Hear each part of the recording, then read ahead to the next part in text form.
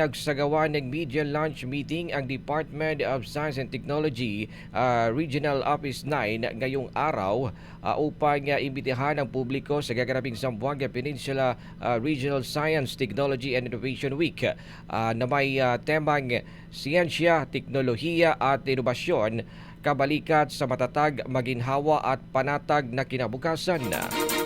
Sa isinagawang event sa Barangay Mibang, siyudad ng Dipolog, layunin ng aktibidad na ilapit sa publiko ang siyensya, teknolohiya at inobasyon.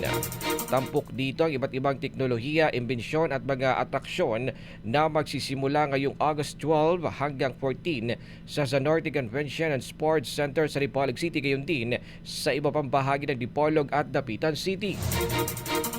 Sa ginanap na forum, tinalakay ang kahalagahan ng siyensya at teknolohiya sa mamamayan at kung gaano nakalawak ang saklaw at ambag nito sa komunidad.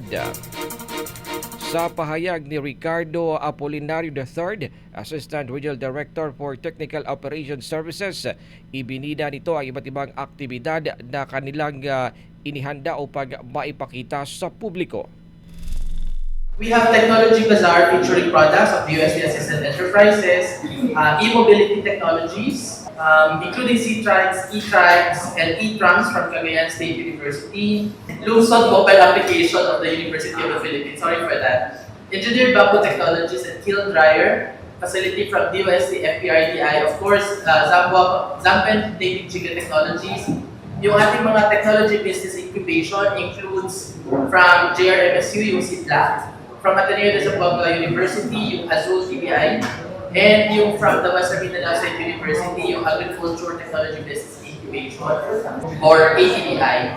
And of course, we also have the 21st Century Learning Environment Model, or 21st CLEM, of the PSHS CRC, yung ating DOST Pag-asa Planetarium, Mobile Command and Control Vehicle, or yung MOCO natin. We also have DOST PTR High Fiber Technologies, yung Food on the Road Innovation and Processing Facility, or Food Trip of DOST ITTI.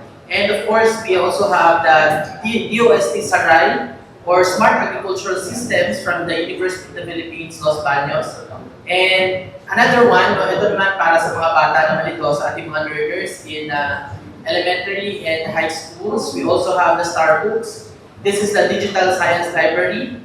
And then we also have the Science Centrum, interactive exhibits, yung ating earthquake simulator, yung Alerto, Redas, and GeoReach technologies, and various other technologies developed by the Western Mindanao Agri-Aqua Regional Research and Development Consortium and Regional Innovation Partners. Sa kabilang bahagi naman, kabilang din sa mga itatampok ang ilang AI-generated technologies. Ayon naman kay Noman Aljani, Provincial Science and Technology Director ng DOST-9, kasalukuyan din nilang dinidevelop ang isang AI roadmap na makatutulong upang matukoy ang antas ng kahandaan at direksyon ng probinsya sa usapin ng artificial intelligence.